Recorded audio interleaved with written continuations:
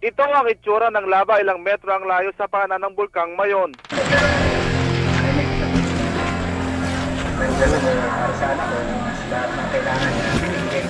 Mga nagbabagang bato at gabundok na lava ang unti-unting bumaba sa paanan ng bulkan.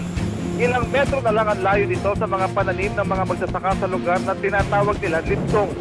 Apat na ang kanal na dinadaanan ng lava mula sa bunganga ng bulkan. Sa direksyon ng bayan ng Daragat, lusod ng Legazpi ang daloy ng lava. Pero ayon sa Vivox, malabo nang makarating ito sa mga kabahayan sa paanan ng Bulkang Mayon. Hindi naman patag, kundi less steep na area. Kasi kung ang titingnan mo yung bulkan, meron siyang iba-ibang slope. Doon sa mas malapit, mas matarik, pagdating ng 700 meter elevation, hindi na masyadong matarik, no?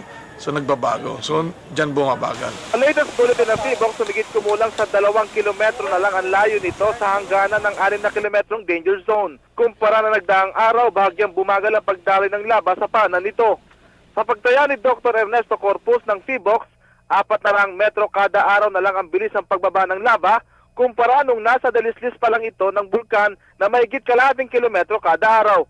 Wala pang plano ang Vivox na dagdagan ng 6 na kilometrong danger zone. Didepende pa ito sa magiging resulta ng kanilang inspeksyon ngayong araw. Nananatili pa rin sa alert level 3 ang Bulkang Mayon.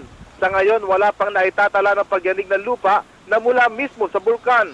Ayon kay Vivox Director Renato Solidum, ang mga pagyanig-anya na naitala sa kanilang observatory center ay ang malalaking tipak na bato na rumagasa sa dalislis ng bulkan.